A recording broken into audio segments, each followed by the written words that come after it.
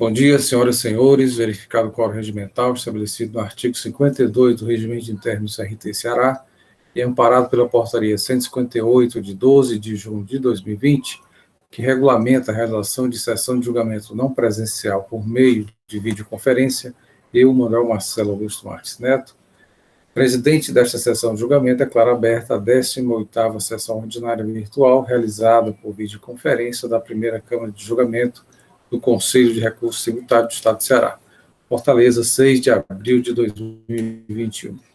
Presentes os conselheiros que compõem esta Câmara, doutor José William Falcão de Souza, doutora Antônia Helena Teixeira, doutora Mônica Maria Castelo, doutor Pedro Jorge Medeiros, doutor Felipe Amaral e doutor Carlos César Quadros Pierre. Presente o procurador do Estado, doutor Matheus Gena Neto. Também presente esta sessão, doutor Américo Fernandes, representante da empresa Transnordestina. Presente Secretaria nos Trabalhos, a senhora Evaneide Duarte Vieira. Iniciada a sessão, indaga aos conselheiros se estes receberam as resoluções enviadas pela secretária para apreciação e revisão. Conforme estabelece o artigo 14 da Portaria 158, referidas resoluções foram reencaminhadas para os conselheiros para os ajustes necessários e, neste momento, a Evaneide fará a leitura dos processos para posterior aprovação pelos senhores. Passo a palavra a Evaneide para indicar as resoluções para aprovação. Bom dia a todos.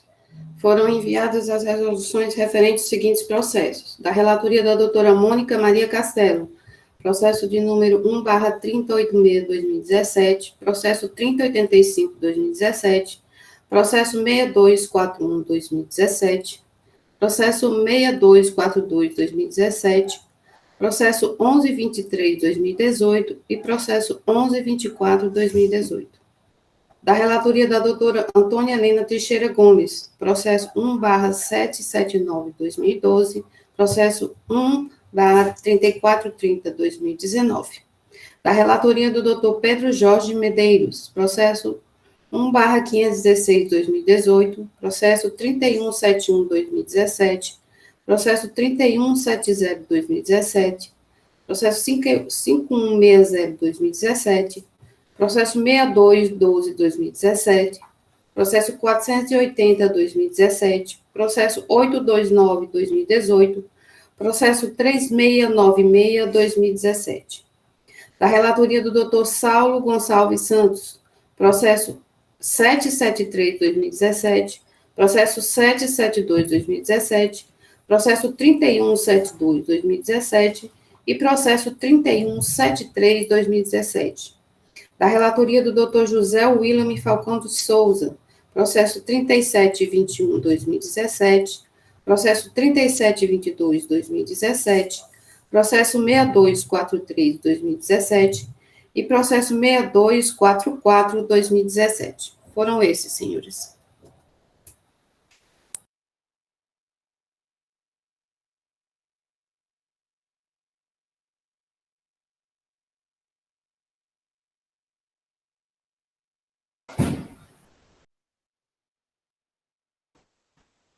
Som presente.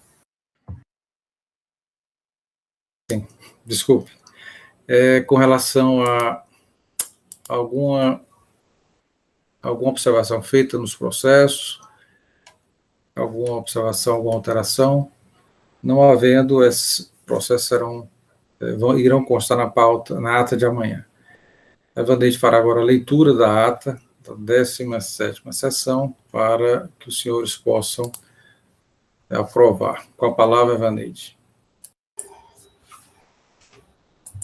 Ata da 17ª sessão ordinária virtual, realizada por videoconferência na primeira Câmara de Julgamento do Conselho de Recursos Tributários do Estado do Ceará, do ano 2021. Aos 5 dias do mês de abril do ano 2021, às 8h30, verificado o quórum regimental, estabelecido no artigo 52 do Regulamento CRT-CE, amparado pela Portaria 158, de 12 de junho de 2020, com as alterações introduzidas pela Portaria 384/2020, que regulamenta a realização de sessão de julgamento não presencial por meio de videoconferência, foi aberta a 17ª sessão ordinária virtual da primeira Câmara de Julgamento do Conselho de Recursos Tributários do Estado do Ceará, sob a presidência do Dr. Manuel Marcelo Augusto Marques Neto. Presentes à sessão, os conselheiros Antônia Helena Teixeira Gomes, Mônica Maria Castelo, José William Falcão de Souza, Carlos César Quadros Pierre, Saulo Gonçalves Santos e Pedro Jorge Medeiros. Presente à sessão, seu procurador do Estado, Dr. Matheus Viana Neto. Ordem do dia. Processo de recurso número 2832/2018, auto de infração 2018-06249, recorrente JBS SA. Recorrido célula de julgamento de primeira instância. Conselheiro relator, José William Falcão de Souza. Decisão. A primeira Câmara de Julgamento do Conselho de Recursos Tributários, após conhecer do recurso ordinário interposto, resolve por unanimidade de votos dar provimento para modificar a decisão de procedência proferida em decisão singular e decidir pelo retorno à primeira instância, para que sejam analisados todos os argumentos da parte, nos termos do voto do conselheiro relator, em conformidade com o disposto no parecer da célula de assessoria processual tributária, referendada em manifestação oral pelo representante da douta Procuradoria-Geral do Estado. Presente à sessão para sustentação oral, o representante legal da parte, advogada doutora Priscila Moreno Takakura. Processo de recurso número 2834/2018, auto de infração 2018-06257, recorrente JBS SA, recorrido célula de julgamento de primeira instância.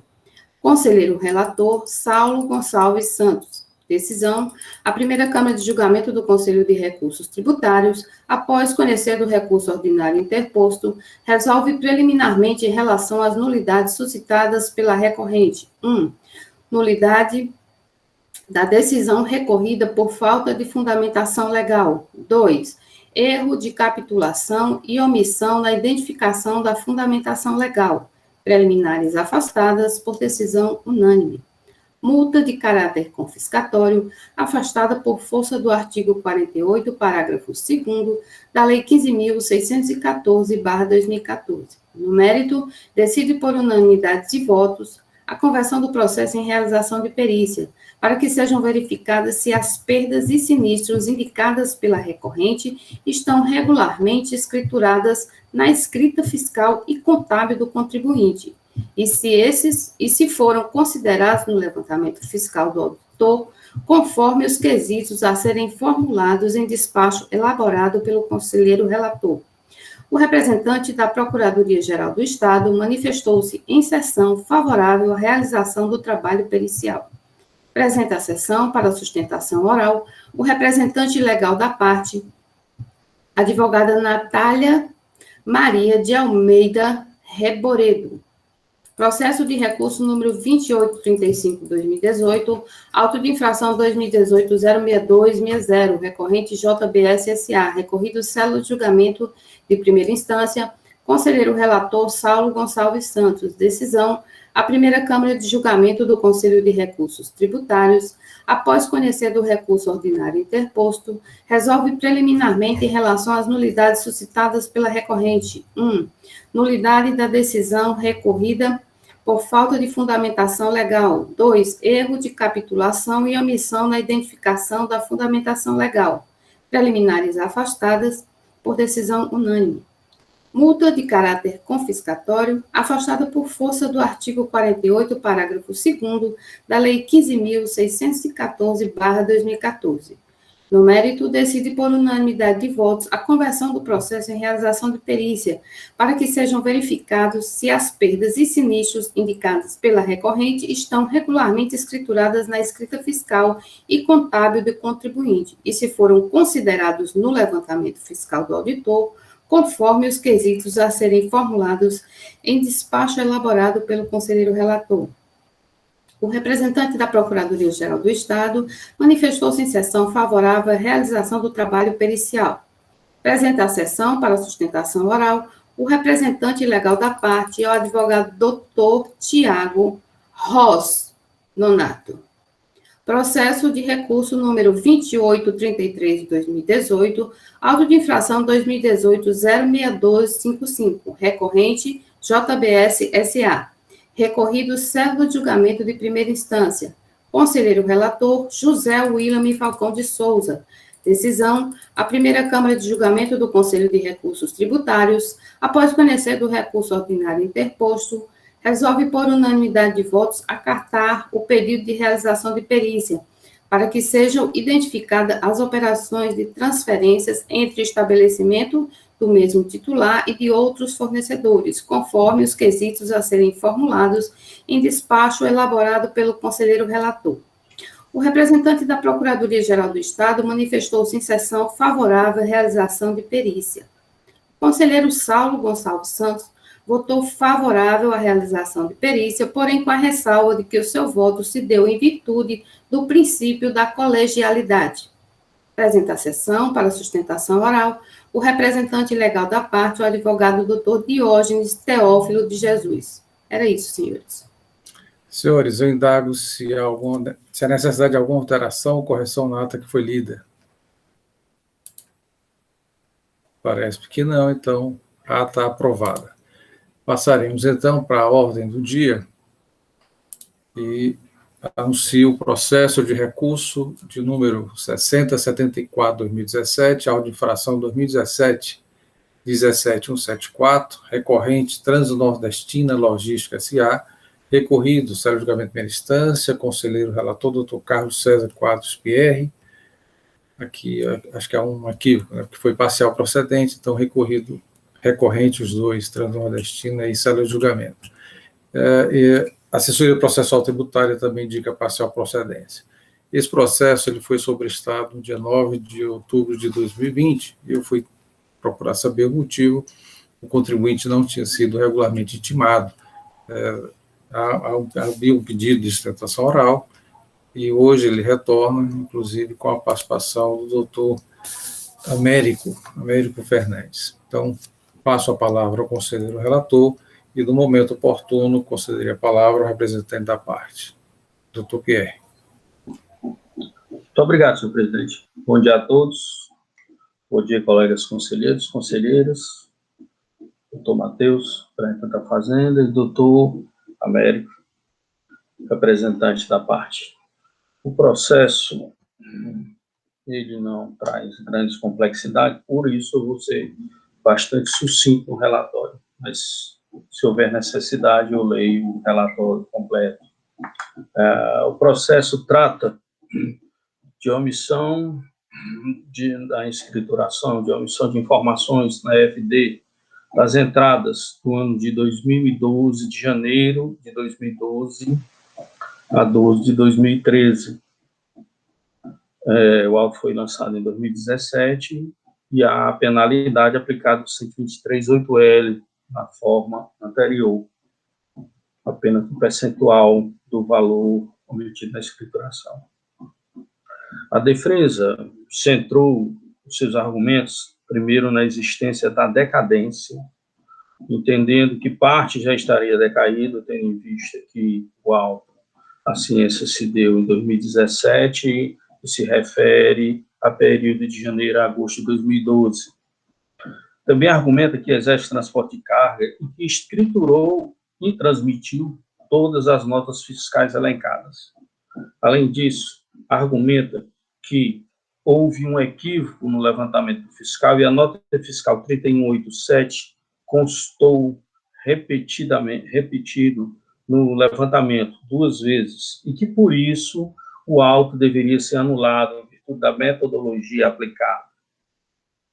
O julgador de primeiro grau entendeu pela parcial procedência, aplicando a nova redação do 123.8L, de 2% limitada a 1.000 FIIs, e também percebeu que realmente a nota fiscal 31.8L, 887, estava repetida e retirou da base de cálculo do lançamento, entendendo, no entanto, que o fato dela constar de forma repetida no levantamento da fiscalização não leva à conclusão de nulidade da autuação, que não há erro na metodologia. Ela fez os cálculos ficaram em torno de 24 mil em quebrado. Aqui, senhor presidente, ela não recorre não há o reexame necessário. Ela disse que a decisão não está sujeita ao reexame. Então, o recurso é só do contribuinte. No seu recurso, o contribuinte repete os argumentos da decadência, né? E centra também a questão da nulidade da nota fiscal 3187, já que ela foi colocada em duplicidade no levantamento, e isso levaria a, a nulidade do auto. Deixa eu ver só uma coisa aqui.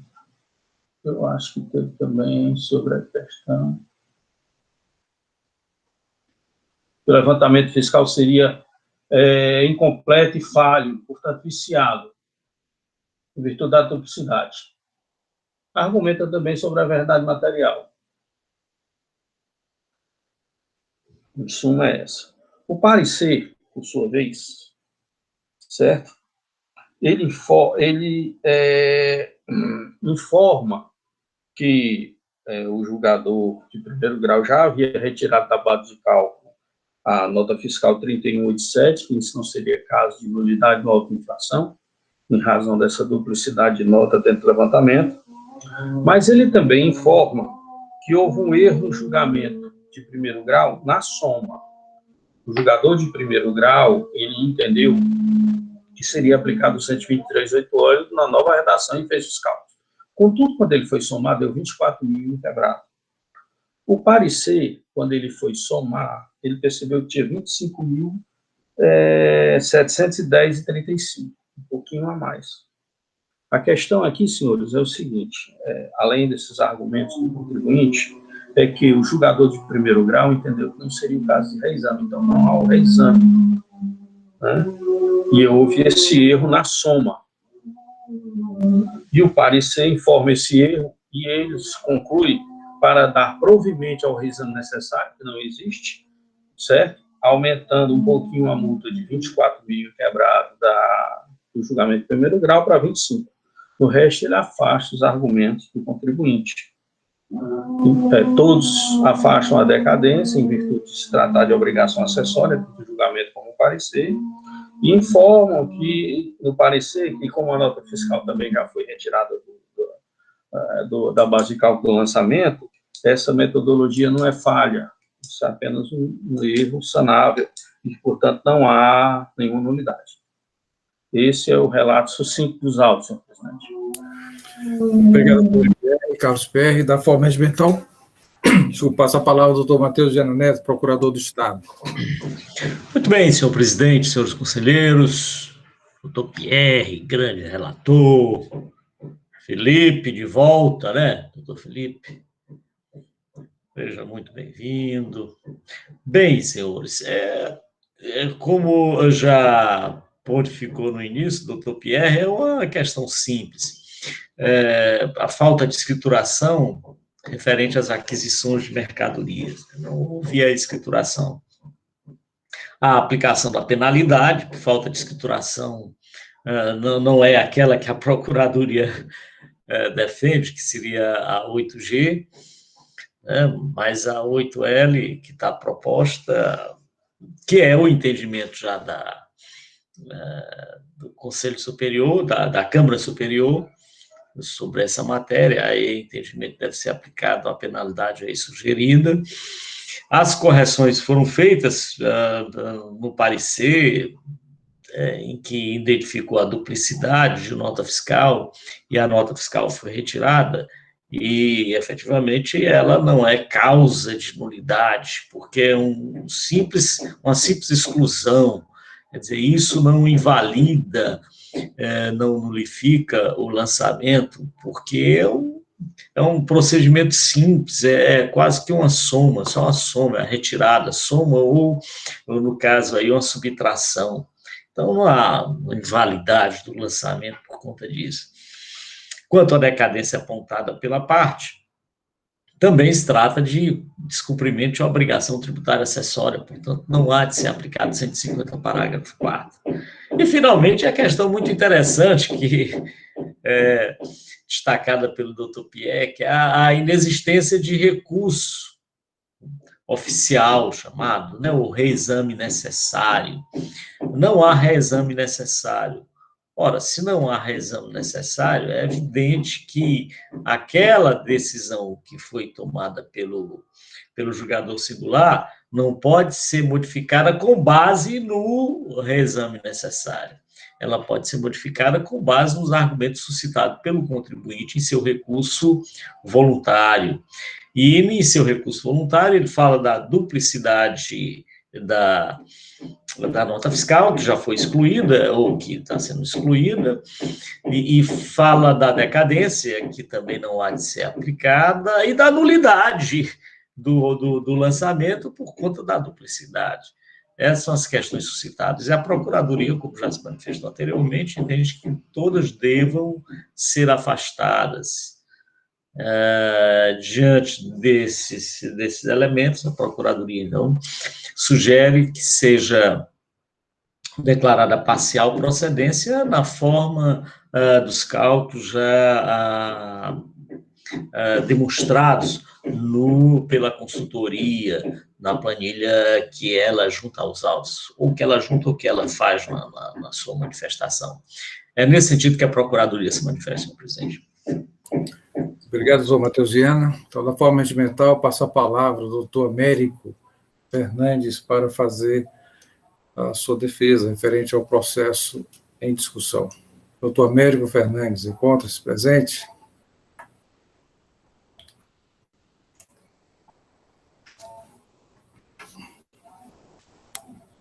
Doutor Américo, o senhor poderia abrir a imagem, a câmera?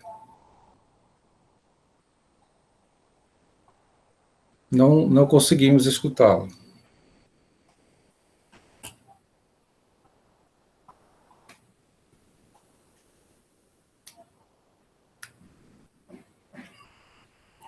Evaneide, pode manter contato com o advogado para saber se está algum problema técnico?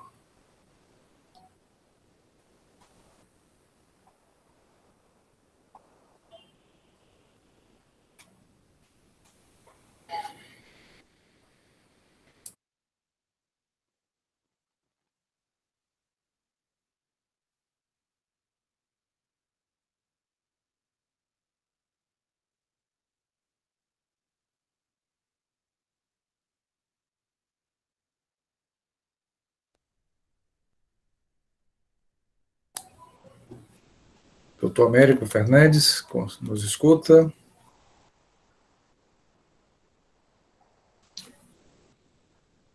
Não conseguimos ainda ouvi-lo. Bom dia. Me Bom escuta dia. de melhor forma? Sim, agora sim, conseguimos. Pronto, perfeito. Visualizar e ouvi-lo. Peço desculpas inicialmente, estou tentando acessar pelo computador e essas novas ferramentas aqui a gente tenta de todo jeito acessar e infelizmente hoje não deu. Inicialmente Okay, quero... Pois não. Não, conseguimos agora sim. Conseguimos. Pois não, pronto, pode falar. Ótimo. Inicialmente quero dar meu bom dia, em nome do senhor presidente Marcelo Marques Neto, aos demais senhores conselheiros e o membro do governo do Estado, né, procurador. Como já retratado pelo relator, eu serei bem breve nos meus argumentos, pois se trata de uma matéria relativamente simples, a questão da autuação.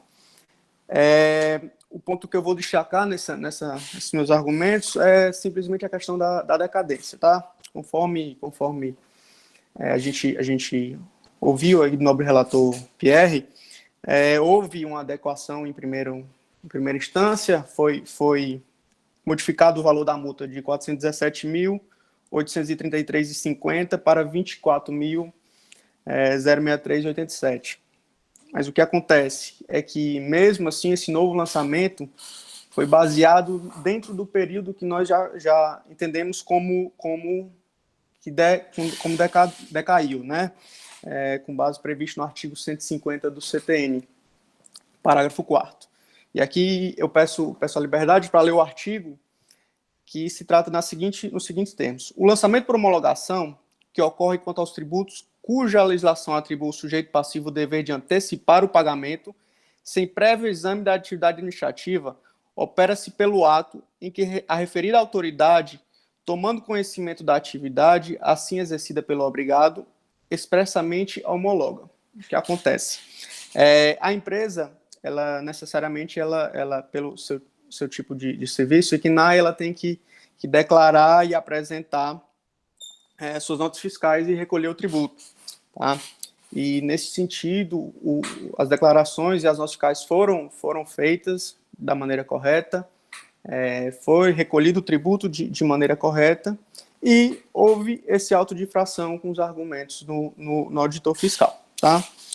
E o que acontece? Nós entendemos que o período que foi adequado engloba a decadência, visto que se trata do período de janeiro a setembro de 2012, e o auto de infração ocorreu no dia 3 de outubro de 2017.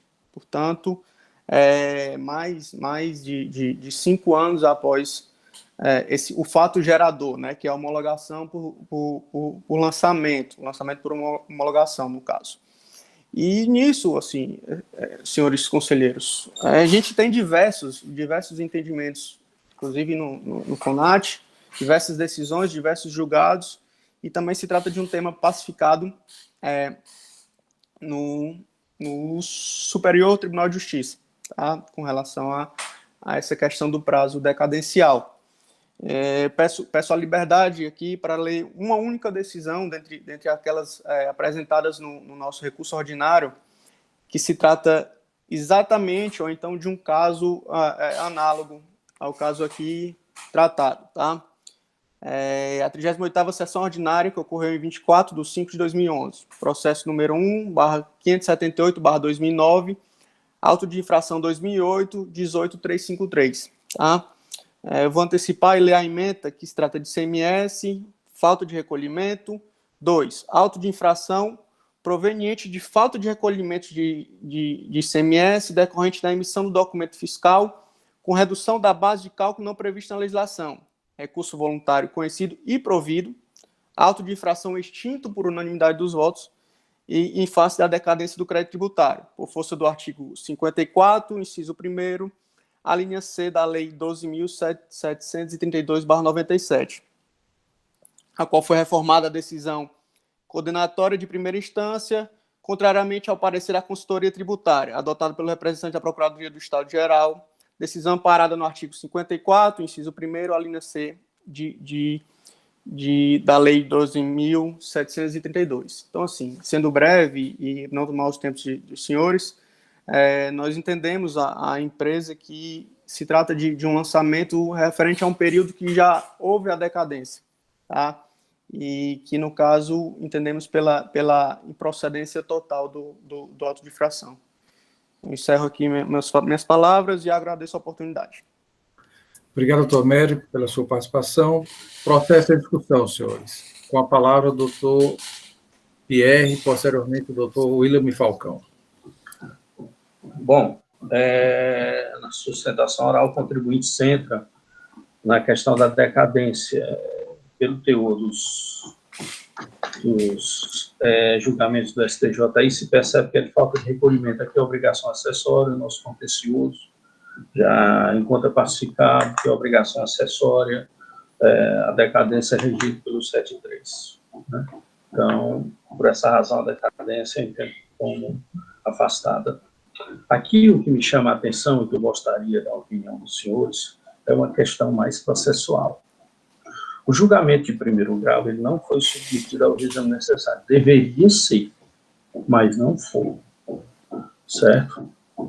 E há um erro no cálculo do julgamento de primeiro grau.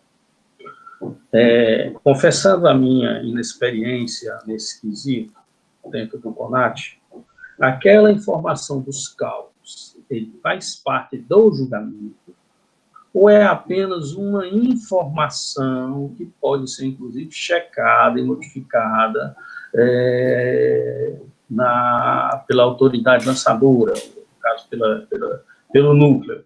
Porque, assim, o parecer percebeu que há um erro na soma, é um simples erro de soma, certo? que aumenta de 24.063,87 para 25.719,35. Mas não há um reexame necessário. Então, o fato de nós mudarmos este valor, certo? Ele agride a coisa julgada, ou essa informação não faz parte do julgamento, presidente? Porque se essa informação do cálculo, o cálculo já está de julgamento, não há um reexame necessário, e o contribuinte não ataca esse cálculo. Então, transitado em julgado está esse cálculo. E eu quero saber como se porta quanto a isso. Porque realmente há um erro, né? Esse erro ele pode ser corrigido de forma sem agredir a coisa julgada? Doutor William Falcão, pediu a palavra. Ok, obrigado, senhor presidente. Eu ia iniciar pelo auto de infração, mas eu vou tentar responder para o doutor Carlos Pierre. Doutor Carlos Pierre, quando o auto é julgado, tanto é que nós fazemos o demonstrativo do cálculo, simplesmente não é lançado lá, quando chega lá na CEPAC, para fazer a intimação do contribuinte, o valor total. No caso aqui, até o valor, o julgamento dá 24 mil e o parecer 25 mil. Não é. É lançado cada parcela, cada mês. Mês de janeiro foi o valor X, mês de fevereiro, lançado os valores. Ou seja, independente do julgamento singular, e do parecer ter diferença por conta da soma, mas o valor correto vai, a não ser que esse seja uma exceção. Estou, inclusive, procurando aqui, na intimação do julgamento singular, qual foi o efetivo valor da intimação, que foi... Pronto, eu já vi aqui que a intimação do contribuinte foi o valor 24 mil, em que pese, daí eu sei, já passei por lá, é lançado mês a mês.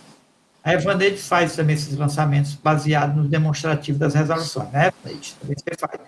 E, se eu não me engano, faz mês a mês aquele valor, não é isso? E aqui foi feito pelo valor total, o valor que o somatório estava errado.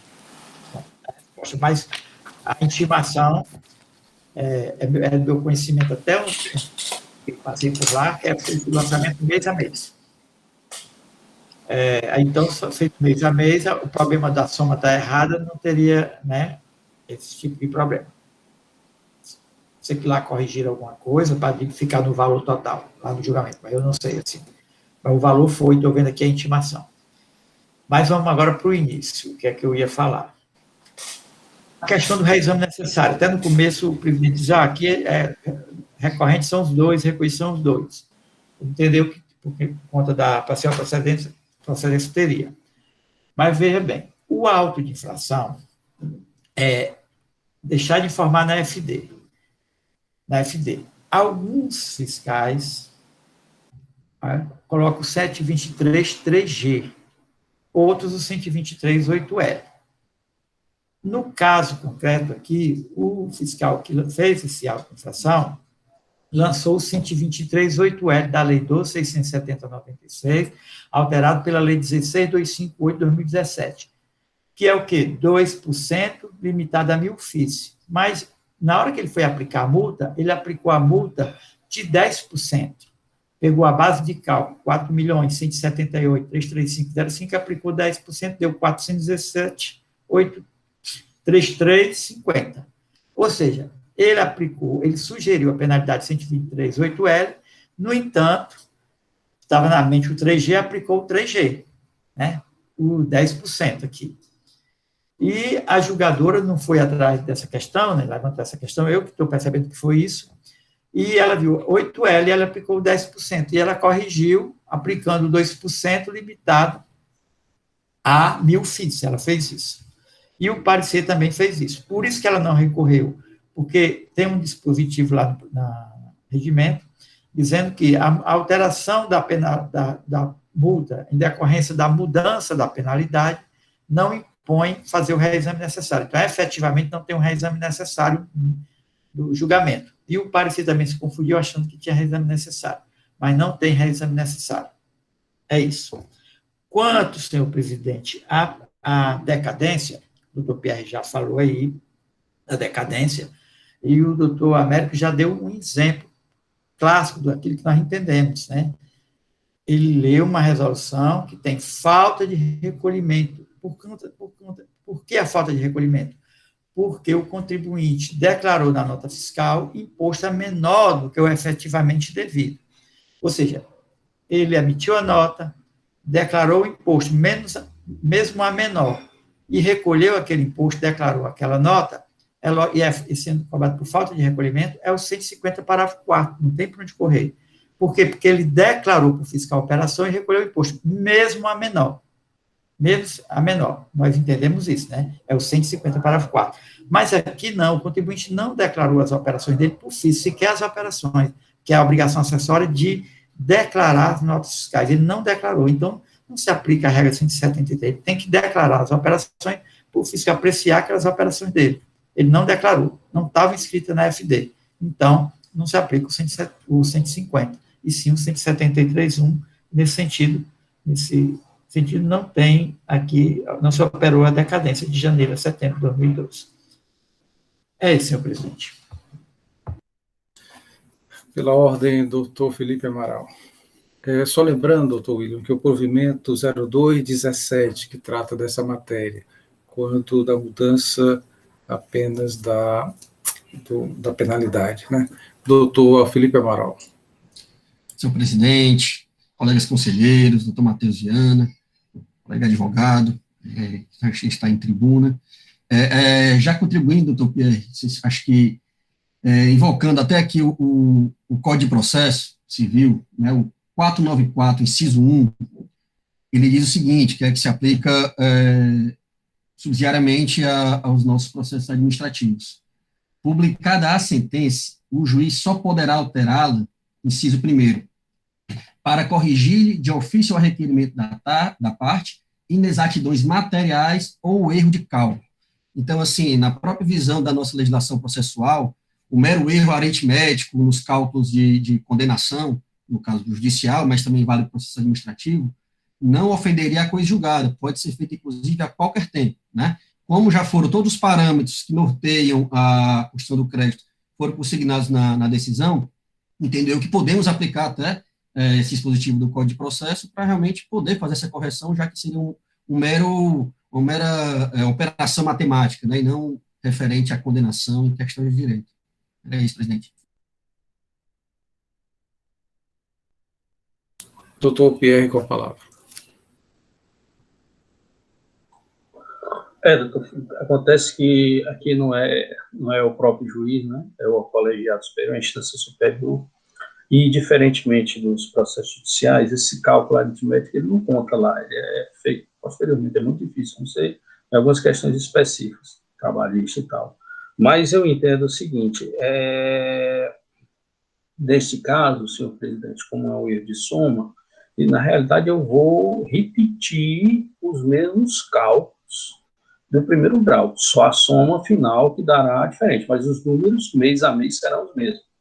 Então, eu não vou aqui dizer que eu dou provimento ao reexame, porque não existe reexame necessário, não tem como dar provimento. Certo? Eu vou negar provimento ao recurso do contribuinte. Quando fizer os cálculos, vou fazer mês a mês na forma correta, e a soma será a correta, espero eu, né? Essa é a solução, mas eu não vou tecer comentários sobre essa questão de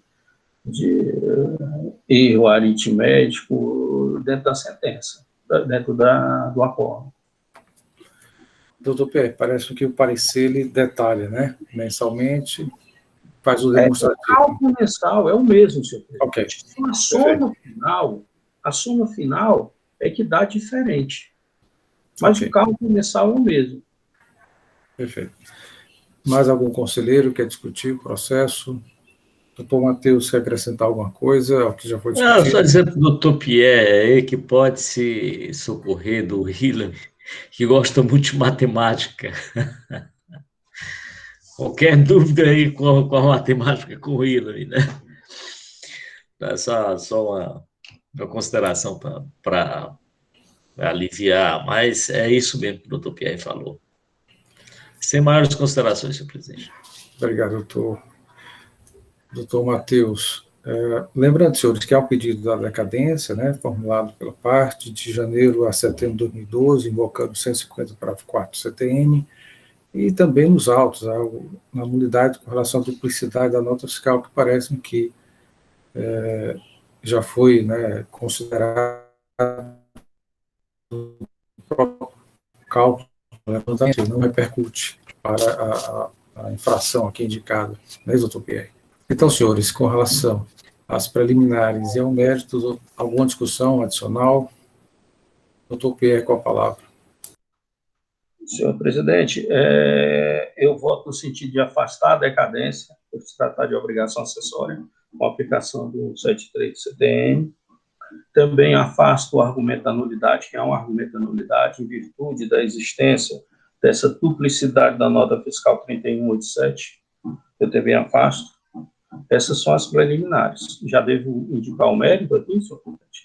Quanto à questão de mérito, eu também afasto o pedido de retirada da base de cálculo da nota fiscal 3187, tendo em vista que o primeiro grau já retirou essa base de cálculo, já retirou essa nota da base de cálculo, porque há um pedido ainda de retirada dessa base de cálculo, dessa nota no recurso, quando ela já havia sido retirada pelo primeiro grau.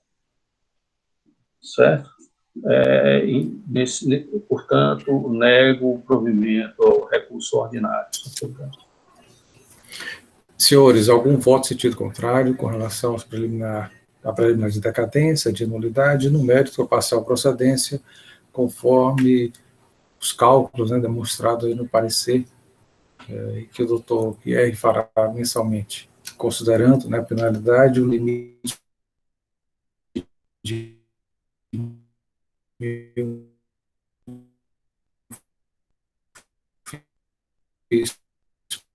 por cada período.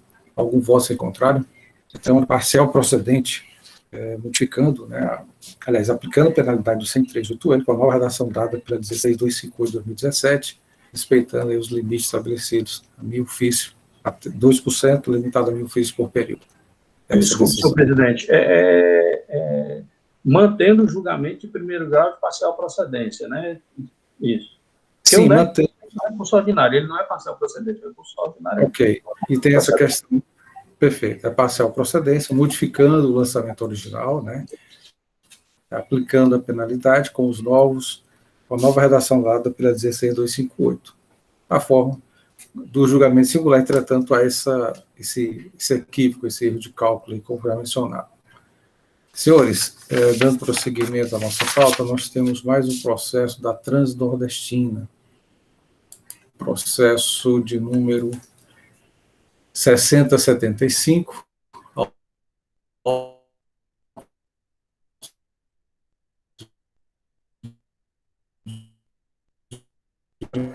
Travou, presidente. Travou, presidente.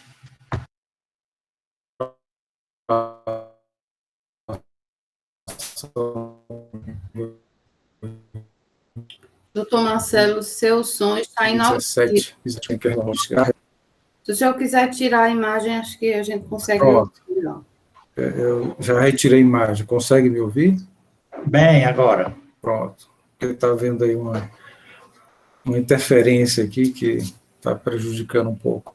Mas eu vou anunciar o processo de recurso 6075/2017, auto de infração 2017, 17182, recorrente Transnordestina Logística S.A., recorrido, célere julgamento na instância. Conselheiro relator, doutor Felipe Amaral, a indicação de procedência do feito na primeira instância e também na assessoria processual tributária. Presente aqui para a sustentação oral, doutor Américo, representante da empresa aqui em questão, né, da Transnordestina. Passo a palavra, então, ao conselheiro relator para início do relato.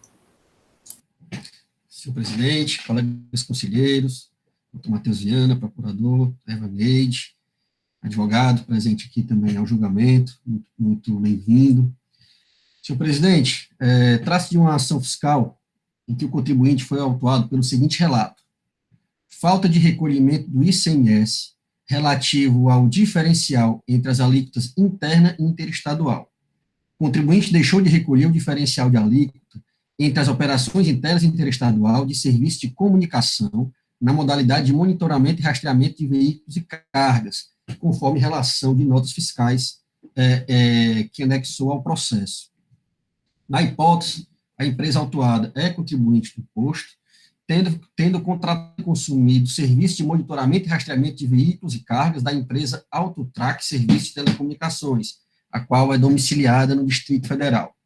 Assim, reputando o agente fiscal tratar-se de prestação de serviços interestaduais consumidos por contribuintes do ICMS ocorridas entre janeiro e dezembro de 2012, reputou devido o lançamento do ICMS de FAO no percentual de 15% sobre o valor das operações, fundamentando o lançamento, o disposto no artigo 3º, inciso 15, e artigo 589 do regulamento ICMS, aplicando ainda multa equivalente ao valor do imposto na forma do artigo 123.1c da Lei 12.670.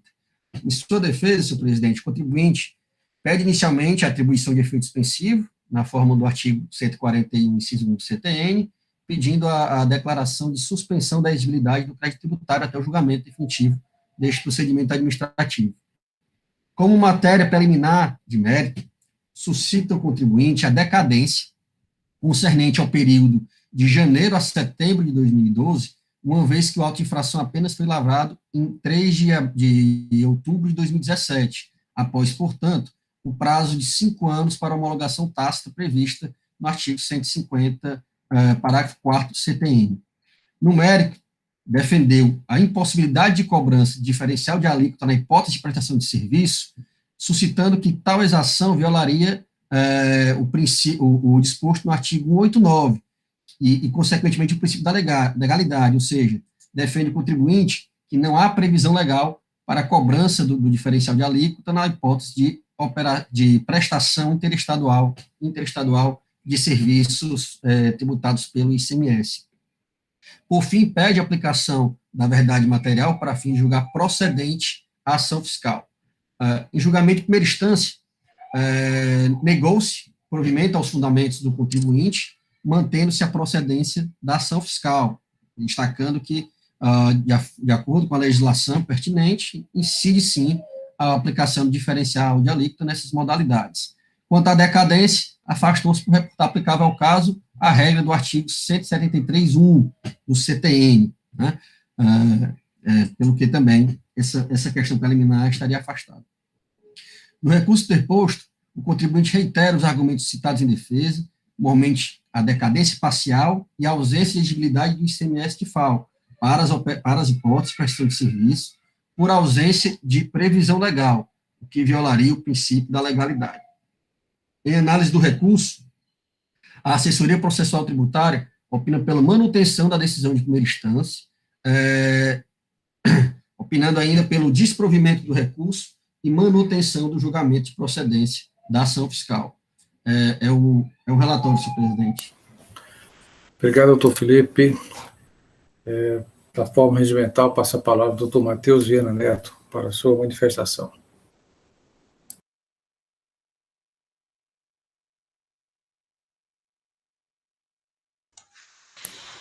Senhor presidente, senhores conselheiros, doutor Américo Fernandes.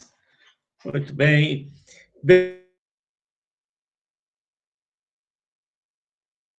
Sem ser até mais fáceis, que é a suscitada pelo recorrente, que é a decadência.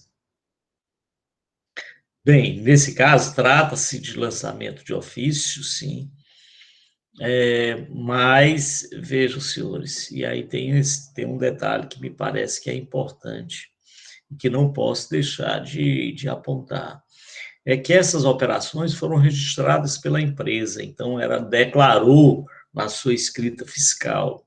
Se ela declarou esses valores, há de ser aplicado, sim, e aí está se cobrando ICMS, o artigo 150, parágrafo 4º. Então, em relação a esse período em que apontado pela recorrente, acho que é de janeiro a outubro, há sim a decadência, não há como sustentar o contrário, porque a empresa, ela registrou tais operações. Se ela registrou, se ela declarou, não há que se falar em aplicação do artigo 173, inciso 1. Bem, então, nesse aspecto, a Procuradoria entende que deva, sim, ser acatado o argumento do contribuinte.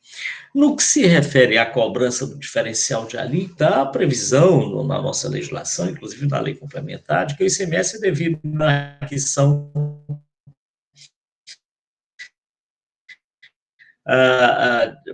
tanto de bens quanto de serviços, das aquisições interestaduais de bens destinados a uso ou consumo.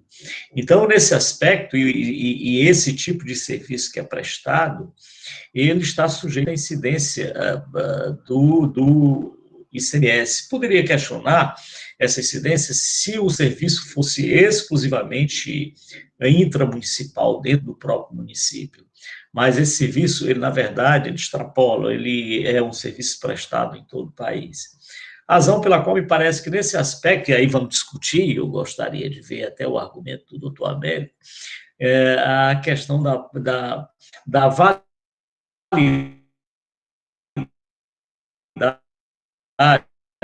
dessa consulta atentamente, depois a Procuradoria, se no caso, fará uma manifestação final sobre essa questão. É isso, senhor presidente. Obrigado, doutor Matheus. Passa então a palavra ao doutor Américo Fernandes, representante da parte.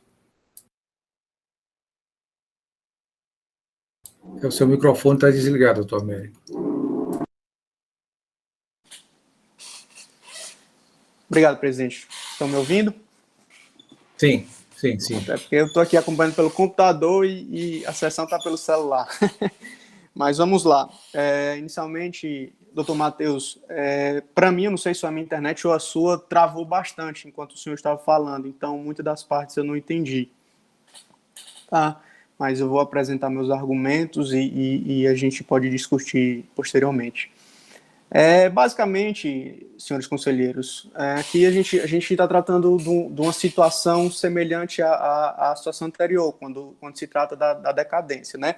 A diferença é que, conforme até o nobre conselheiro Ilame, né, falou no momento anterior, a empresa, ela declarou e recolheu a menor. E por isso, necessariamente, cabe a questão do artigo 150, parágrafo 4º do CTN. Diferentemente da situação anterior, aqui foi declarado, foi recolhido a menor pela alegação do Estado do Ceará. Com relação a isso aqui, até um pecado meu, deveria ter trazido a pauta. A empresa transnordestina já tem uma decisão liminar favorável no judiciário que suspende, inclusive, essa cobrança da diferença de alíquota quando se trata de transporte para a mesma empresa e transporte interestadual. E nessa situação, eu acredito que deve ser dado continuidade nesse sentido. Mas aqui eu queria só ressaltar e ser breve com relação realmente à decadência. Tá? Mais uma vez, eu destaco as palavras do conselheiro William, que houve a declaração, houve o recolhimento a menor, e assim como o doutor Matheus citou anteriormente, realmente houve a questão da incidência do artigo 150, parágrafo 4º do CTN, com a consequente decadência da parte tocante aos meses de janeiro a setembro de 2012, tendo em vista que o auto de infração foi de outubro de 2017. É basicamente isso, excelência, aqui eu estou aberto à discussão com os colegas. Obrigado, doutor Américo. Processo em discussão, senhor. Doutor Felipe já pede a palavra concedida. Senhor presidente, colegas, conselheiros. Presidente, eu, na linha do doutor Matheus, também estava realmente tendente a acolher a decadência pelo fato de que tratar-se de mera interpretação, possível interpretação da norma jurídica, se seria ou não devido ao diferencial de alíquota. Analisando, entretanto, e o processo anteriormente relatado, doutor Matheus, pelo doutor Pierre, que no qual a empresa é autuada por ausência de escrituração de notas fiscais, eu verifico que essas notas fiscais, objeto da prestação de serviço, a que se refere esse auto-infração, elas estão relatadas no auto anterior como notas omitidas, ou seja, notas não escrituradas. Aí, realmente, a dúvida quanto ao reconhecimento da decadência por essa particularidade fática, e trago aqui aos senhores, e aí o doutor Pierre também puder ajudar a fazer o contexto, mas pelo que eu vi, todos estariam realmente na declaração, na relação de notas omitidas. Isso não está realmente nesse procedimento administrativo, mas tratando-se de auto decorrente da mesma ação fiscal, julgamento conexo, simultâneo, acredito que poderíamos utilizar, sim, essa informação para apreciar a decadência. Há alguns aspectos também que eu acho relevante para as nossas discussões. Primeiro, é que a nota fiscal, na verdade, antes ainda, essa operação, senhores, ela tem um benefício fiscal, né, advindo do convênio ICMS 139 de 2006, né, pelo qual os estados estariam permitidos aos estados, né, aplicar uma carga tributária máxima equivalente a 12% sobre o valor da prestação, né? E, nesse caso, o que ocorreu foi no estado de destino, ao invés dele aplicar uma alíquota mais reduzida, ele aplicou uma redução de base de cálculo de 48% para dar o resultado prático, né? Ficaria justamente ali nos 12% da alíquota total. E nas notas fiscais, ele reduz a base de cálculo, mas ele tributa 27%. Ou seja, o próprio contribuinte, o prestador de serviço, ele não promoveu também o pagamento, vamos dizer assim, da alíquota interestadual. Ele fez a tributação cheia, né? Cheia, apesar da base de cálculo reduzida, cheia, sem considerar a alíquota interestadual. Não houve realmente o destaque ou a informação de que deveria haver essa complementação, né, de recolhimento do ICMS com base na alíquota. E por conta também dessa questão da redução de base de cálculo, né, que interfere no próprio valor aqui do diferencial de alíquota, eu verifico as folhas 12 dos documentos comprobatórios que a autuação ela incidiu 15%, né, ele considerou a alíquota interestadual 12% e a alíquota interna do estado do Ceará 15%, para fechar os 27%.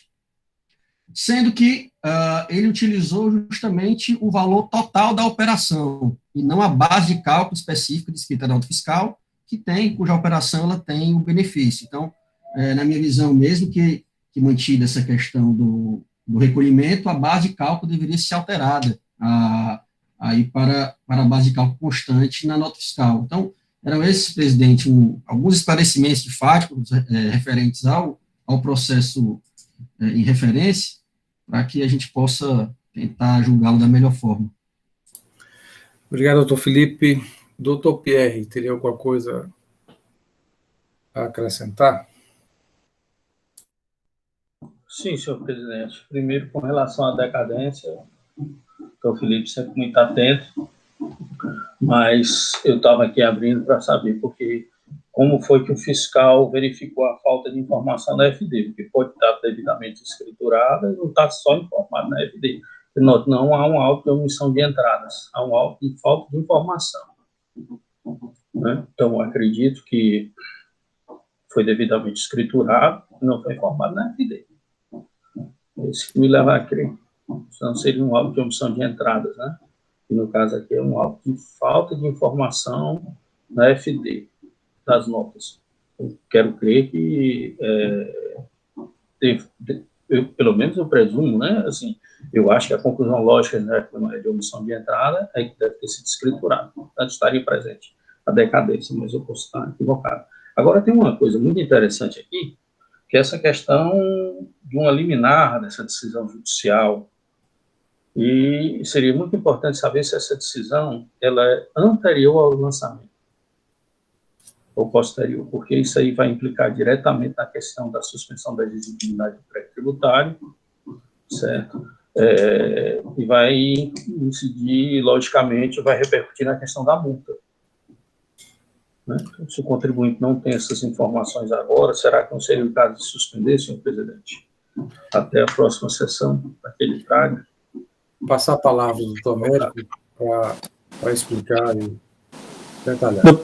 Doutor Carlos, assim, não, essa decisão é uma decisão recente, tá? O STJ vem julgando dessa maneira, e foi com base em decisões no STJ que nós, no final do ano de 2020, ingressamos com essa demanda no estado do Ceará e obtivemos uma decisão liminar favorável, tá?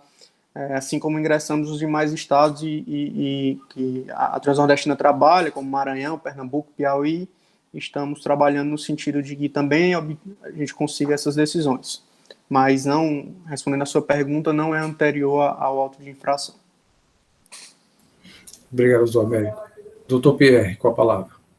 Bom, então, nesse caso, não há uma afetação direta, até porque nós já temos na questão. Essa questão da ação é só contra o DIFAL ou o DIFAL específico para esse tipo de operação? Referente ao DIFAL, nesse tipo de transporte de materiais para a mesma empresa em outros estados, tá? Assim, com a relação das filiais para uso, materiais de uso e consumo, principalmente. Eu não entendi. O transporte é de mercadoria da própria empresa. Isso. Basicamente, doutor Carlos, é a questão da transferência de mercadorias, tá? Transferência de mercadorias para a empresa e suas filiais nos demais estados, que estavam incidindo muito essa cobrança de ICMS, e a gente obteve essa decisão liminar. Doutor Matheus, o auto de infração tem como base de cálculo o valor dessas mercadorias? É isso, doutor Pedro? Só questão de ordem. O doutor Pierre fez uma pergunta para o doutor Matheus, é isso? Doutor isso. Ou para o doutor Felipe, o relator. O auto de infração... Presidente, me permite. Quero arrancar a mão para o doutor William. Eu gostaria de saber se esse DIFAL está incidindo sobre o valor da mercadoria transportada. Na verdade, não é mercadoria transportada, Pierre. Aqui é prestação de serviço interestadual, é o serviço de comunicação, o serviço em si ele é tributado pelo ICMS.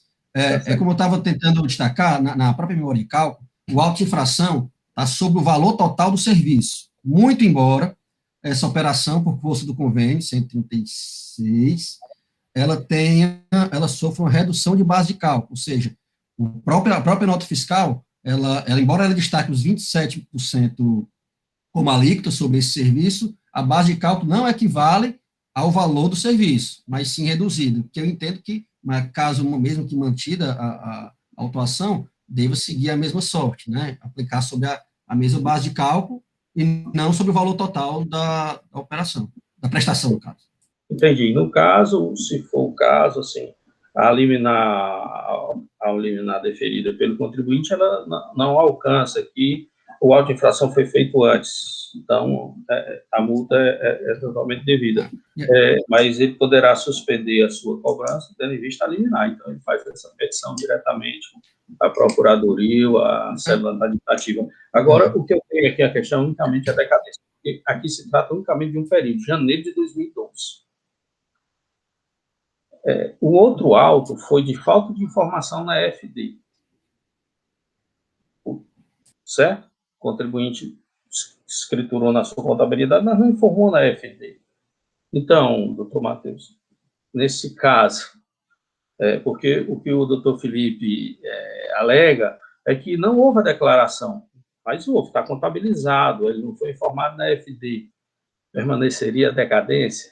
Eu entendo que sim. Então, eu acho que sobra apenas esse debate, presença decadência ou não. É isso, senhores. Obrigado, doutor Pierre. Questão de ordem. Doutor Matheus, depois do doutor Felipe.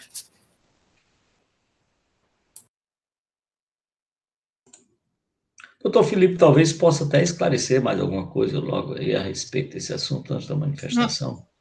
Não, presidente, não, na verdade, só com relação à liminar citada pela parte do doutor Pierre, eu acredito que não seja a matéria tratada nesse auto, né?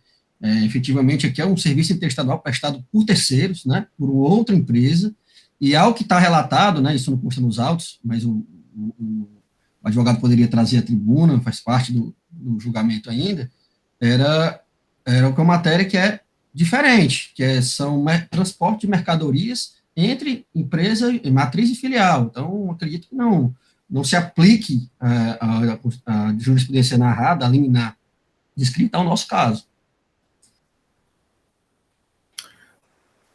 Obrigado, doutor Felipe. Doutor Matheus Viana com a palavra.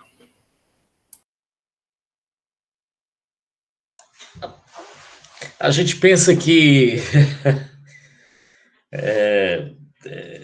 já tem conhecimento do ICMS, que já conhece há muito tempo, mas sempre surge uma questão muito interessante. Quanto à cobrança do diferencial de alíquota, nas aquisições interestaduais destinadas a contribuinte do ICMS, quer seja do serviço de transporte, quer seja dos bens de ativo permanente ou de uso e consumo e respectivo serviço de transporte, não há dúvida da incidência do ICMS nessa cobrança. Até porque, aliás, ontem, uma das discussões que, ainda que colateral em relação a isso, foi a decisão do Supremo Tribunal Federal quanto à não cobrança diferencial de alíquota por inexistência de lei complementar referente às aquisições interestaduais destinada a não contribuinte do ICMS. Aqui não é o caso, e, portanto, aquela decisão do Supremo Tribunal Federal não há de ser aplicada ao presente caso, porque aqui é a operação interestadual destinada a contribuinte do ICMS. E o que acontece? Só que aqui são 3 tipos de situação numa mesma. Nós temos a aquisição de bens para uso e consumo, né? Operação interestadual, no qual o diferencial de alíquota é devido, porque essa regulação está na Lei Complementar 87/96. Temos a aquisição de bens para uso e consumo, ativo permanente. Temos o respectivo serviço de transporte, o qual, nesse caso, também incide o denominado diferencial de alíquota, respectivo diferencial de alíquota. E temos um terceiro, e é esse terceiro que se cuida. Nessa prestação de serviço de transporte, é contratado, então, o serviço de monitoramento. Veja como é interessante. Então, nós temos a aquisição interestadual de bens de uso ou consumo, operação interestadual de bens de uso e consumo, do qual é devido o diferencial de alíquota. Nós temos respectivos transporte, sobre o qual incide também o diferencial de alíquota, e temos uma terceira espécie aí, que é exatamente o que está se cobrando, que o agente fiscal está cobrando. É sobre o serviço de monitoramento relativo a essa operação e prestação de transporte e operação de aquisição de bens de ativo permanente. Aí, quando eu me referi ao representante da parte quanto a essa discussão, porque, veja, nós temos um serviço sobre o qual haveria dúvida se há incidência ou não do ICMS. E o consultor tributário, ao se manifestar sobre isso, até de forma ainda que rápida, ele diz, esses são serviços intermediários de comunicação e sobre os quais há incidência, sim, do ICMS. E qual é o serviço intermediário de comunicação? É esse monitoramento. E tanto é que a incidência do ICMS, e aí se foi apontado pelo doutor Felipe, que a empresa emitente, prestadora desse serviço, emitiu a nota fiscal de serviço fazendo incidir ICMS, e fez incidir ICMS com a alíquota cheia lá na origem. Ele deveria ter emitido essa nota fiscal com a alíquota cheia na origem? Claro que não. Deveria ter emitido com a alíquota interestadual. E aí, doutor Felipe apontou mais uma questão que me pareceu muito interessante. É que essa operação está beneficiada por uma redução de base de cálculo, que é referente à carga tributária total de, doutor Felipe, 12%. 48% da redução de base de cálculo. 48%.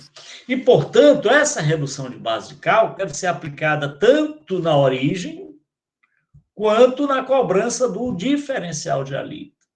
Então, me parece que é esse ponto que é importantíssimo e deve ser destacado. Ou seja, é devido o diferencial de alíquota? É devido porque essa operação essa prestação de serviço é tributada pelo ICMS. Mas qual é o percentual? É a alíquota cheia interestadual? Não. É a alíquota interestadual, a diferença de alíquota, com a redução de base de cálculo prevista no convênio que não foi aplicada pelo agente fiscal. Então, a diferença de alíquota vai ser esse valor. Mas tem mais um detalhe, e é esse que o doutor Felipe levantou a questão, que é a escrituração desses documentos fiscais, que é a decadência. A Procuradoria se manifestou no sentido de que, como esses documentos haviam sido escriturados regularmente, deveriam ter sido escriturados, então está se cobrando ICMS, então deveria ser aplicado o 150, parágrafo 4. Houve a declaração, só não houve o recolhimento do imposto por entender que não era devido, qualquer coisa assim. Aí é a questão de interpretação da norma. E, nesse caso, não há que se falar em aplicação do artigo 173, inciso 1. O contribuinte declarou, só disse, eu não devo.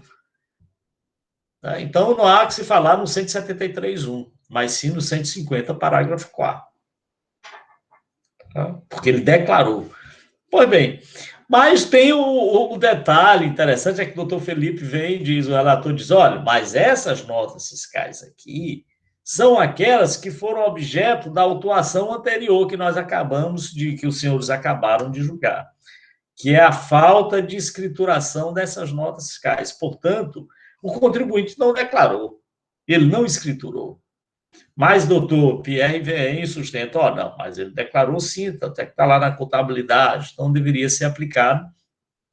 Está na contabilidade, então ele declarou, ainda que não tenha sido no respectivo livro lá, na escrituração fiscal digital, mas ele declarou. E nesse caso, então, qual o caminho a ser dado? Porque espera o fisco que ele declare para o fisco, mas ele não declarou, mas ele também não sonegou essas informações. Esse detalhe me parece que é importante.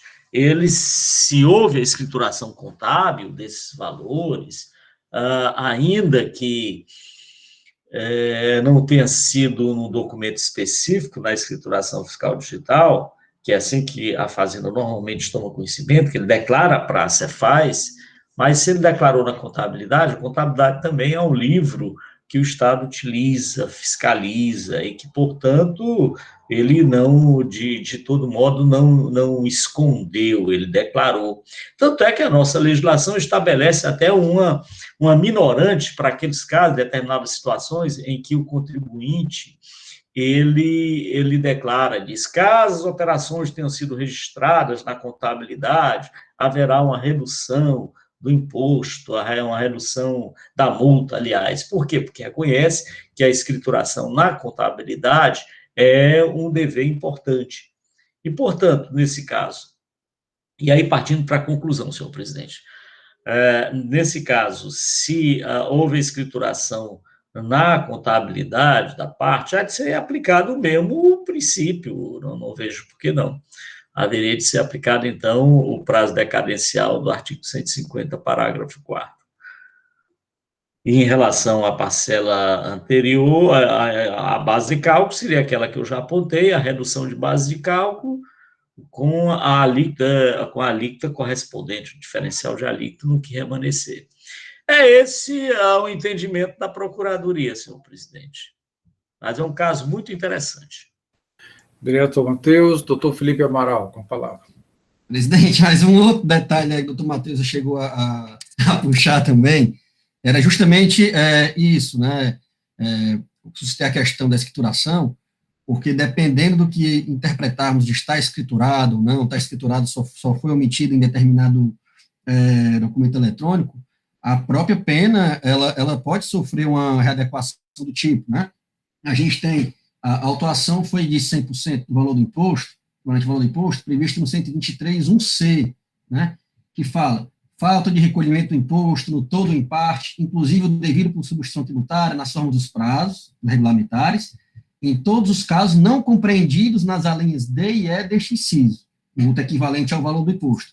E o D, seguidamente, que é uma regra específica, né? O C é subsidiário, quando não aplicado em nenhuma das outras. O D fala, falta de recolhimento no todo ou em parte, na forma e nos prazos regulamentares, quando as operações, as prestações e o imposto a recolher tiverem sido regularmente escriturados. Então, a consequência, doutor Matheus, eu lhe devolvo também, as consequências de considerarmos para fins de decadência, por exemplo, como escriturados, né?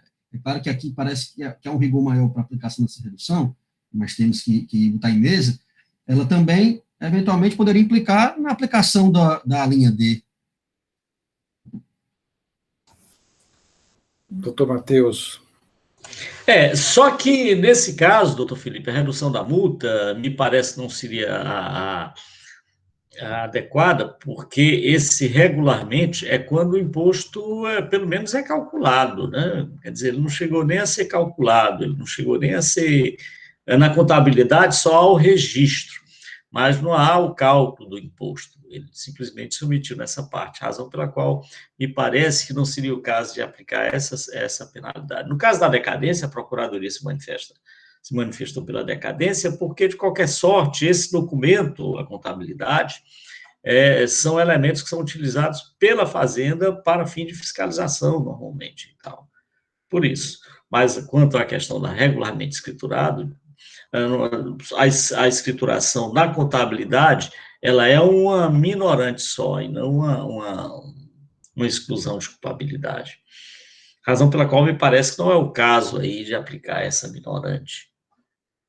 É isso, senhor presidente. Obrigado, doutor Matheus. Pela ordem, doutor Pierre, depois da doutora Mônica. Doutor Pierre. Obrigado, senhor presidente. Aqui a questão é o seguinte, eu acho que nós poderíamos ir logo para a votação da decadência, que eu acho que a Mônica talvez vá se pronunciar justamente sobre isso, porque só nós estamos tratando apenas do período de janeiro de 2012. Caso nós entendamos pela existência da decadência. Só um esclarecimento de fato, é janeiro a setembro, então é boa parte do auto de infração. É janeiro a setembro? É porque tinha, assim, período de infração lá, janeiro de 2012, no alto. Mas não é não, né? Tá equivocado lá É janeiro a dezembro. E a auto de infração foi de outubro, então ele pede de janeiro a setembro a decadência. Permaneceria, outubro, novembro, dezembro. Permaneceria? Isso. Só questão de ordem. Esclarecido, doutor Pierre? Período de infração aqui tem janeiro de 2012 no auto de infração, mas nos cálculos... Na informação complementar deve estar demonstrado, né? Mas eu não sei não. Tem alguma planilha? Tem alguma planilha, Felipe? Nos documentos comprobatórios, acho que folha 12, tem justamente a planilha. Não tem, fala as notas fiscais, mas não fala a data, né, na verdade. Doutor William, relação de notas. Doutor Falcão, pode esclarecer esse ponto. Com a palavra, doutor Falcão. Senhor presidente, doutor Pierre, são 12 notas fiscais. Notas fiscais do mês expedidas lá pela empresa, lá no Distrito Federal, de janeiro a dezembro. São 12 notas. São 12 notas, e o fiscal fez um quadro colocando apenas o valor, não colocou do lado qual o mês daquela nota, mas ele juntou a cópia das notas fiscais e, na sequência, vê se é de janeiro a dezembro de 2012. Também o doutor Felipe, no relato, disse que essas 12 notas fiscais também foram alvo do primeiro auto de infração julgado, o auto relatado pelo doutor Pierre. Elas fazem parte daquele auto, ou seja, elas não estão declaradas na FD. Se essas notas fiscais não foram declaradas na FD pelo próprio contribuinte, é aquilo que eu digo, quando a gente está analisando 150 e 173. 173, eu dei o exemplo, falta de recolhimento, e as notas estavam escrituradas, com imposto menor do que o devido, a maior, o menor, mas estava declarado, e o imposto calculado lá, calculou errado, mas estava declarado. E daí não há do 173. Mas aqui as notas não foram declaradas por fisco, nem tampouco o imposto. Se elas não foram sequer declaradas, na FD do contribuinte, elas não estão registradas. O fisco não tomou conhecimento. Então, já afasta a questão do 150, no meu entendimento. Teria que ver se elas estavam declaradas. Não foi declarada lá no livros contábeis. Mas aí, a fiscalização para a questão da homologação não é no livro contábil, é só nos livros fiscais. É isso que é o meu entendimento. Pode ser que tenha outras ideias. Mas outra coisa estranha no auto de infração, assim que eu vi, que eu analisei, foi isto. Tem um valor da nota, por exemplo, 60 mil, reduz a base de cálculo, vem lá para 30 mil e calcula 27%. Lá em Brasília fez isso. Mas toda a legislação diz que não, a operação é interestadual. O contribuinte está aqui no Ceará, é uma operação de prestação de serviço de comunicação. Então, ele tinha que ter destacado 12% nessa nota, mas destacou 7%, ele destacou 27%. 27%. E o fiscal fez a diferença, está cobrando 15% de diferencial de alíquota. Me causou, assim, uma coisa diferente, assim. E por que o fiscal, em vez de cobrar diferencial de alíquota, não cobrou o crédito indevido? Porque mesmo que ele tenha destacado 27%, mas destacou errado, o que a legislação diz? Que quando chega aqui no Estado, o destinatário tem que se creditar do valor correto da operação. Ele não pode se creditar do valor errado. E se o valor tiver a menor, ele se acredita do valor menor e pede ao emitente, peça outra nota fiscal para complementar o imposto para me creditar. Não é assim? Aí está claro na nossa legislação.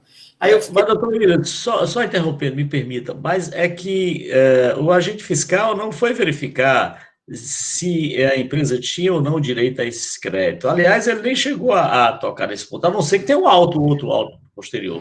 Mas o que eu quero dizer é que essa discussão a respeito do aproveitamento de crédito, ela não é discutível aí, até porque a diferença de alíquota está sendo cobrada porque é para uso ou consumo. E, portanto, ele não tem direito ao crédito de jeito nenhum, nem da parcela, nem de nada, ele não teria direito. Só aí em 2033. Portanto, essa discussão aí talvez não seja relevante no presente processo. Mas vamos adiante. Não, mas aí eu só levantei essa questão porque essa ação fiscal foram lavrados 3 autos de infração. Esses 2 em julgamento, e tem um terceiro, que eu não... Aqui, para eu conferir, eu teria que olhar aqui. Tem um terceiro auto de infração, cobra de só multa. E eu não sei de que é que se trata esse terceiro auto de infração. Assim, por quê? Será que foi alguma coisa a ver com essa questão aí, da nota, dessas notas? Aí eu não sei por que foi. Mas, assim, no meu entendimento, a questão, ele está dizendo, poderia o contribuinte ter se creditado, ele está cobrando esse crédito indevido, nesse terceiro, eu não sei se é. Mas crédito indevido tem ICMS. E o terceiro auto de infração que não consegui localizar, ele só cobra multa. Só multa, não tem ICMS. Então, provavelmente, não é por conta disso. Aí, como o doutor Matheus já disse, como não tem direito a esse crédito nenhum disso daí, ele optou logo para cobrar o diferencial de alíquota, levando em consideração que ele só poderia ter destacado na nota 12%. Pronto. O contribuinte não escriturou, não trouxe para o fisco esses dados. Aí, como é que eu vou aplicar o 173? Tá certo que é um diferencial de alíquota, está cobrando imposto.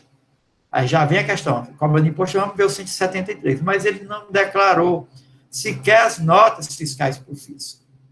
Aí, muito menos o imposto. Lógico, se declarou a nota, onde é que está esse imposto declarado? A não ser que a parte comprove que, mesmo sem escriturar, ele declarou em algum quanto esse imposto. Mas aqui nos autos não dá para ver. Se ele não declarou sequer as notas, como é que eu vou aplicar o 173? É meu posicionamento. Obrigado, William. Pela ordem, a doutora Mônica e o doutor Américo pediu a palavra e passo em seguida. Doutora Mônica, por favor. Senhor presidente, eu me sinto contemplada, em parte, aqui pela fala do doutor William, exatamente nesse sentido, né? Se o contribuinte não apresentou essa documentação, inclusive, eu acho que seria até uma certa eu verifico uma certa inconsistência, né? A gente ter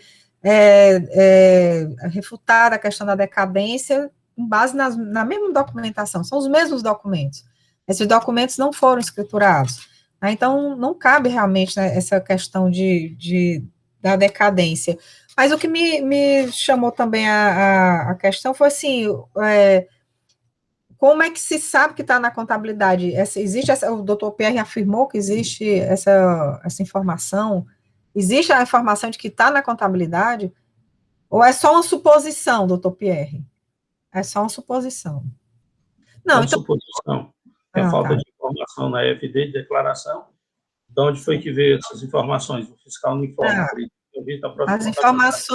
As informações vêm de cruzamentos, né, que são fornecidos pelos sistemas, onde o laboratório fiscal vai verificar notas fiscais que foram destinadas ao contribuinte. É assim que essas informações chegam, né, e aí, com base nisso, geram indícios para a fiscalização verificar.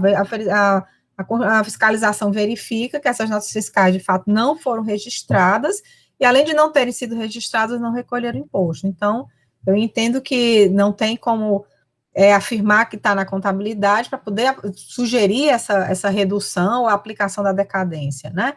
Então, eu também, e no mais, eu acompanho em toto aqui as colocações do Dr. William, não tem como a gente realmente acatar essa questão, a preliminar de decadência, em função dessas questões aqui colocadas, é só isso.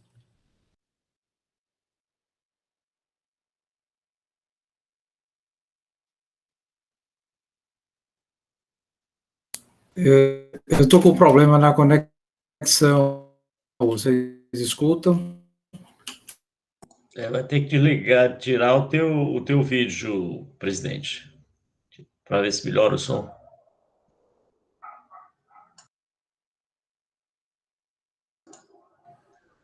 Não estamos ouvindo, Marcelo. E aí, presidente?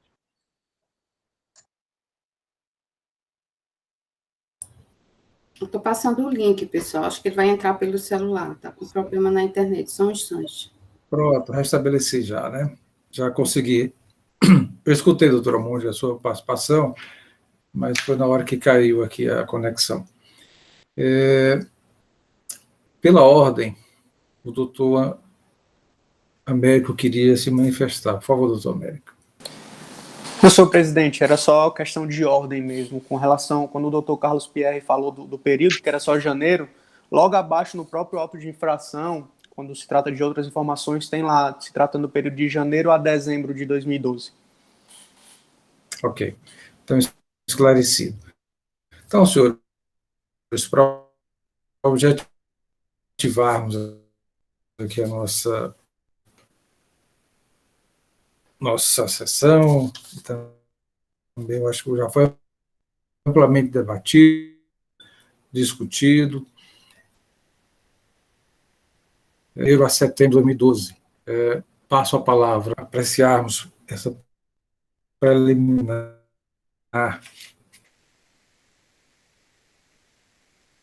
de extinção de janeiro a setembro de 2012 por conta da decadência. Doutor Felipe.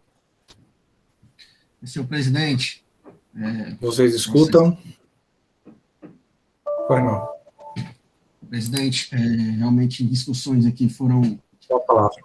O que se tinha para discutir foi discutido, né? Surgiu-me realmente uma dúvida com relação à decadência, porque é um recolhimento, nesse auto-infração, é um mero falta de recolhimento de alíquota, mas analisando aqui os debates e o auto-infração anterior, verifica-se que, na verdade, essa falta de recolhimento também vem consigo que era a obrigação acessória de ter que regularmente escriturar na FD.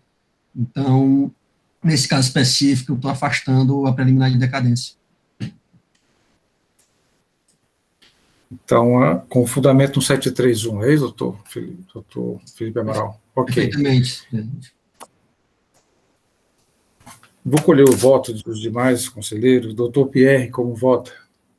Presidente, após essas explicações da doutora Mônica e tal, que estavam na dúvida, doutor William, eu também vou acompanhar o relator. Afasta a penalidade, a decadência 1731. Doutor, desculpe aqui, eu acho que eu me enganei. É pela ordem, doutor Almir, doutor Willam Falcão.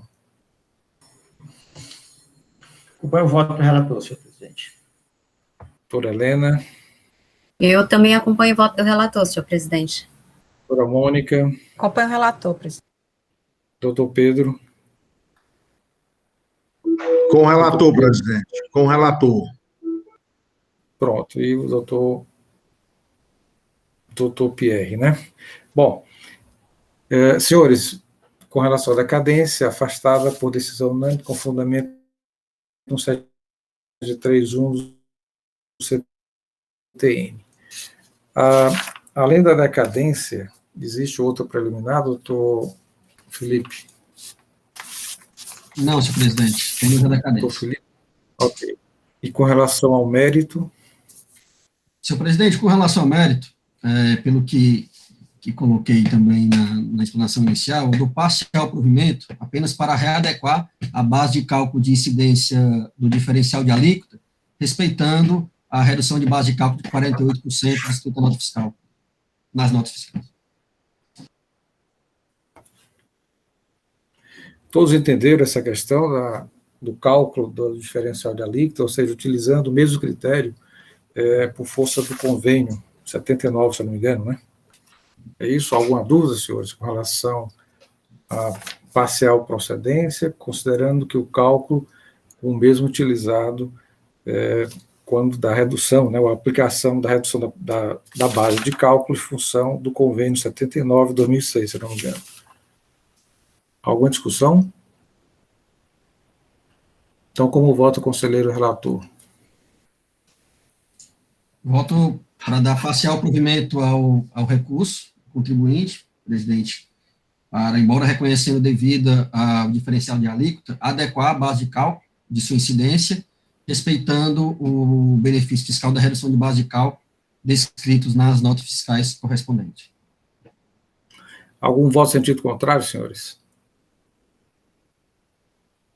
Não tendo nenhum voto contrário, esta Câmara, também por decisão unânime, decide, né, pela parcial procedência, conhece o recurso, nega o provimento, para afastar preliminarmente a decadência com fundamento 1731 e com relação ao mérito, a parcial procedência, aplicando a mesma penalidade, né, entretanto, com os mesmos cálculos utilizados previsto no convênio 79/2006 de redução de base de cálculo. Essa decisão, agradeço ao doutor Américo e até uma outra oportunidade. Eu que agradeço, senhor presidente. Foi engrandecedor a nossa manhã. Apesar da decisão, eu agradeço a contribuição de todos. Ok, senhores. Presidente, nós temos... só para ratificação, não sei se eu entendi correto a questão do convênio, mas para constar em ata no registro, é 139 de 2006, tá? 139. Então eu tinha notado errado. É 139 de 2006. Perfeito. Obrigado. Temos ainda dois processos e eu sugiro 5 minutos de intervalo e acredito vou mexer aqui no equipamento, talvez melhore, restabeleça a comunicação que hoje não está muito boa, não. Então, 5 minutos.